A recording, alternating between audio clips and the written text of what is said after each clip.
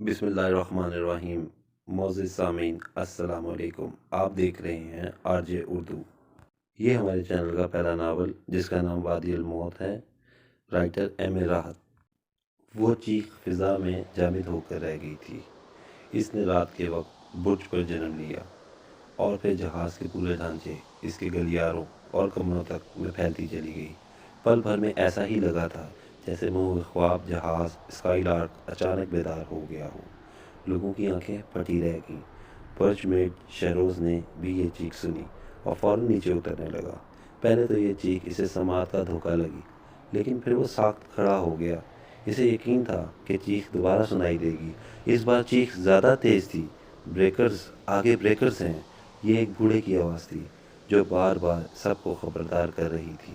شہروز کو تیسری مرتبہ مطلب سمجھ نہیں آیا اور پھر وہ بھاگنے لگا۔ وہ ایک شخص سے ٹکرایا اور عرصے سے نکلنے کی کوشش کر رہا تھا۔ اس نے فوراً سیڑھی لگا لی۔ اوپر نگرانی کرنے والے رمزو کی حالت غیر تھی۔ اس نے شہروز کو دیکھتے ہی ہاتھوں سے اشارہ کیا۔ بریکرز، اس کی آواز بھرائی ہوئی تھی۔ کہاں؟ شہروز گیلے عرصے پر پھسلتے پھسلتے بچا۔ سامنے رمزو نے گھبراہٹ بھرے لہجے میں جواب دیا۔ اسٹارٹ بور باؤس کے دونوں طرف ایک پانی اور کھائی کے ٹکراؤ کی آواز سن رہے ہیں نا؟ شہروز نے کالی رات میں جھانکا، بغور دیکھا۔ اس دوران رمزو نے کئی بار وہی پکارا بلند کی جسے سن کر شہروز بھاگا ہوا آیا۔ اب بے شمار چیخو پکار کی آواز سنائی دینے لگی جو ایک جگہ سے دوسری جگہ دوڑ دوڑ کر جا رہے تھے۔ ان میں سے کئی گاڑیاں بھی بک رہے تھے۔ کھائی اور رکاوٹوں کی ماں بہن ایک کر رہے تھے اور کئی ریلنگ کے قریب کھڑے ہوئے سمندر کو گھور گھور کر دیکھ رہے تھے۔ کچھ نظر آیا؟ رمزو نے پوچھا۔ ہاں رمزو، شہروز نے جواب دیا۔ یہ کھائی اور کھاڑی، میرے خدا! پھر نوکیلی کھائی پر نظر رکھتے ہوئے اس نے سیکنڈ میٹ شاور کو پکارا۔ شاور؟ ہاں، اگبی عرصے سے سیکنڈ میٹ شاور کی آواز آئی، اگرچہ شاور بہت زور سے بولا تھا، تاہم ہوا کے دباؤ نے اس کی آواز دھیمی کر دی تھی۔ کیپٹن کو پیغام دے دو، ہمارے آگے ایک بڑی رکاوٹ ہے۔ شہروز اس وقت تک کھڑا رہا جب تک اس نے کیپٹن کے پیغام سے متعلق شاور کی آواز نہ سن لی، اور پھر سامنے جالوں کی قطار کی طرف بڑھ گیا جہاں پانی قیامت مچا رہا تھا۔ چند ہی لمحوں بعد کیپٹن منوچر شہروز اور شاور کے پاس پہنچ چکا تھا۔ وہ کیونکہ اپنے روشن کمرے سے آیا تھا، لہٰذا اس کی آنکھیں ابھی تک اندھیرے کی عادی نہیں ہوئی تھیں۔ خطرے کو دیکھنے میں کپتان کی اس تاخیر سے شاور کو وحشت ہی نہیں بلکہ جھنجھلاہٹ بھی ہو رہی تھی، اور پھر جب منوچر کی نظریں خطرے پر پڑیں تو وہ تقریباً ہل کر رہ گیا۔ اف، یہ تو بہت قریب ہے۔ اس کی آنکھوں سے ہی نہیں، اس کے لہجے سے بھی خطرے کا احساس ہو رہا تھا۔ پھر جہاز کے عقبی حصے کی طرف دیکھیے بغیر اس نے عملے کو ہدایت دینے کے لیے چلانا شروع کر دیا، تیز چلاؤ۔ پھر شہروز کی طرف پلٹا، ریف۔ پھر خود کلامی کے انداز میں بولا، کمال ہے، کوئی وارننگ بھی نہیں ملی۔ یہ کہتا ہوا وہ اوپر رمزو تک پہنچ گیا جب وہ ابھی تک اپنی جگہ کے پاس ثابت قدم کھڑا ہوا تھا۔ شاور نے کپتان کے احکام دوسروں تک پہنچائے، لیکن جو ہی پتوار گیڑش نے پتوار سنبھالنے، اسے ایسے لگا جیسے پتوار ہاتھ سے نکل جائے گا۔ یہ صورتحال دیکھ کر شاور خود دوڑتا ہوا آیا۔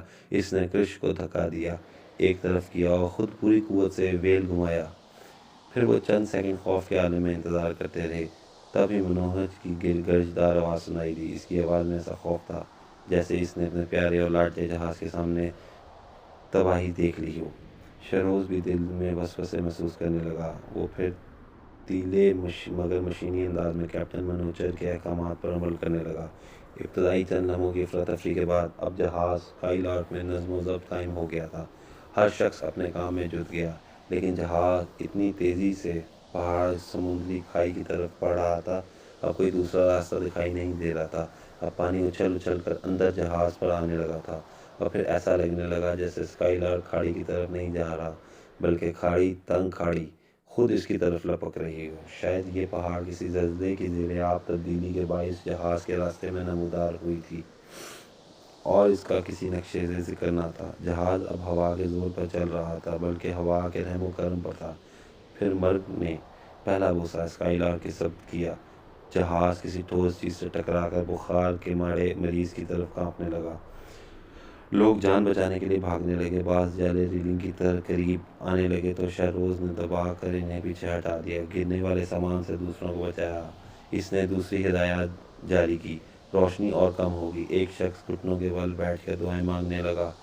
کارپینٹر نبی بخش نے زکت بڑھی اور اس واحد لانچ میں پہنچ گیا جو 2 ہفتے قبل خوفناک طوفان کے بعد بچی رہی تھی۔ اس نے برجی سے لانچ کے کور ہٹائے اور دوسروں کو ہدایتیں دینے لگا۔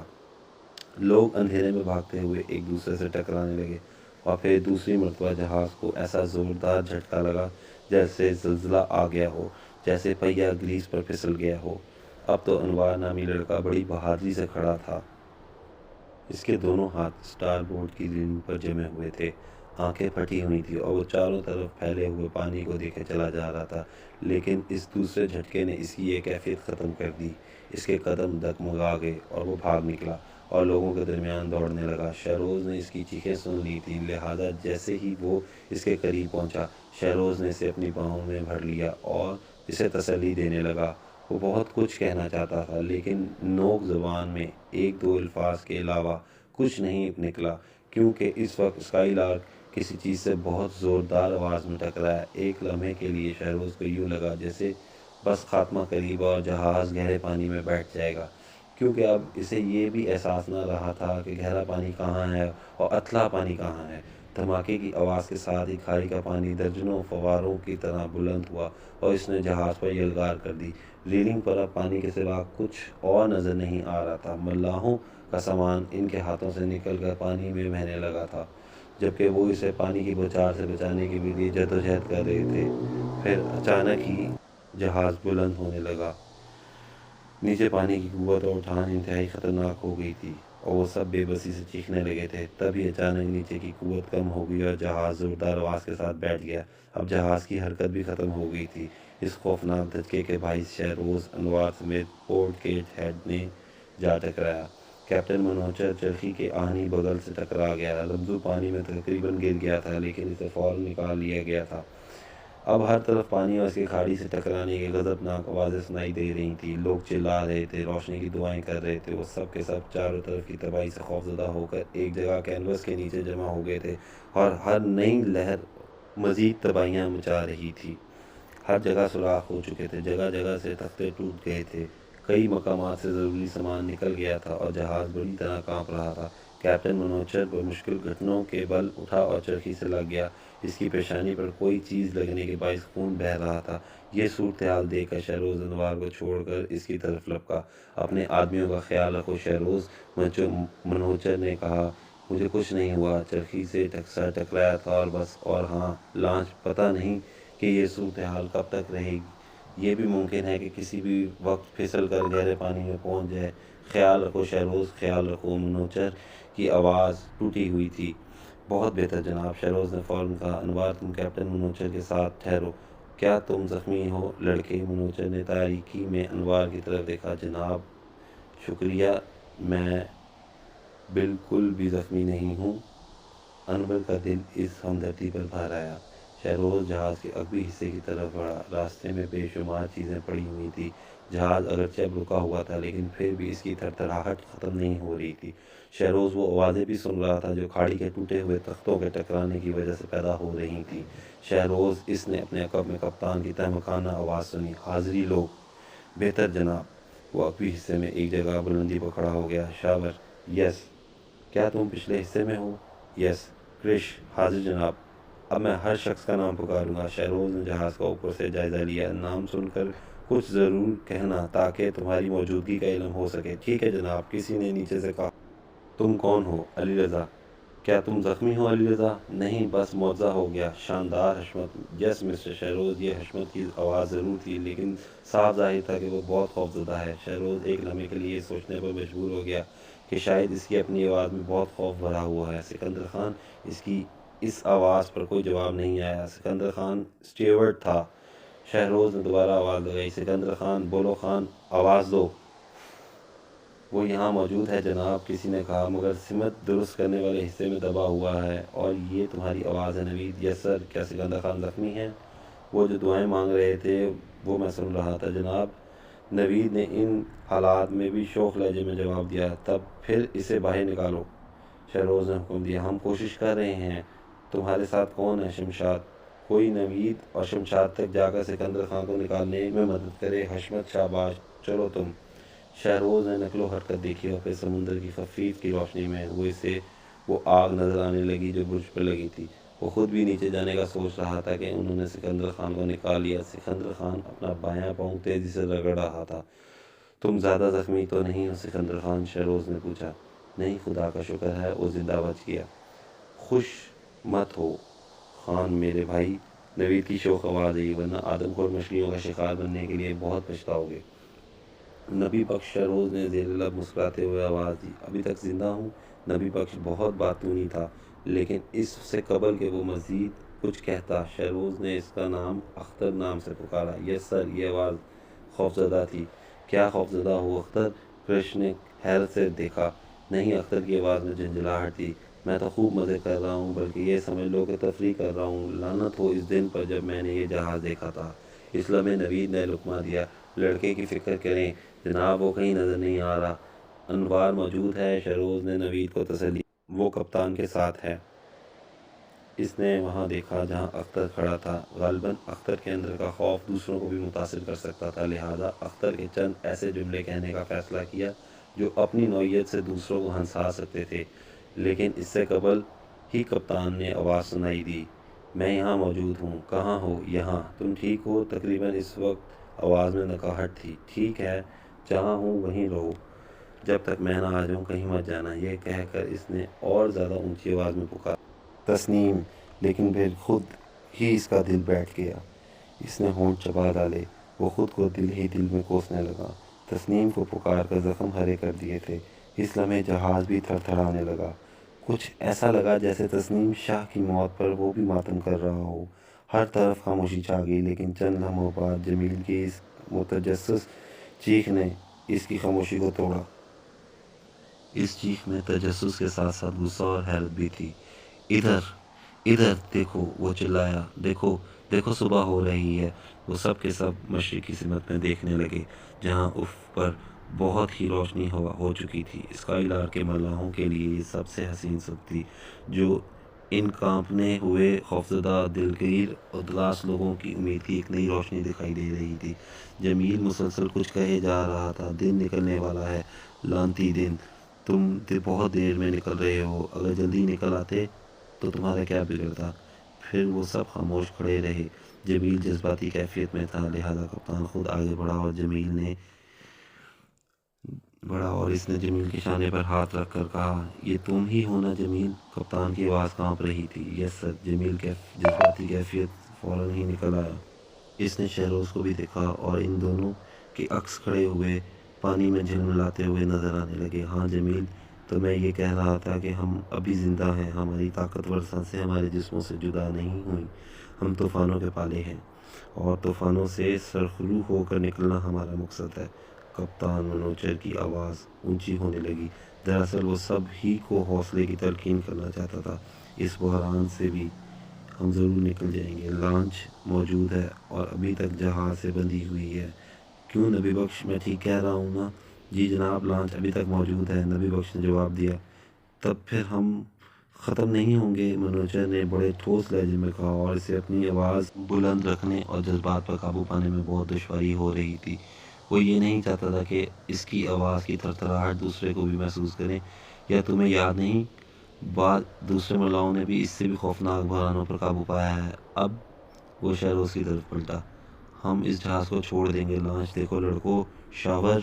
लेकिन इससे कबल के शावर कुछ कहता नवीद चंद कदम आगे आया। कैप्टन मनोचन, मैं आपके लिए नेक तमन्नाओं और खुशियों की दुआ करता हूँ।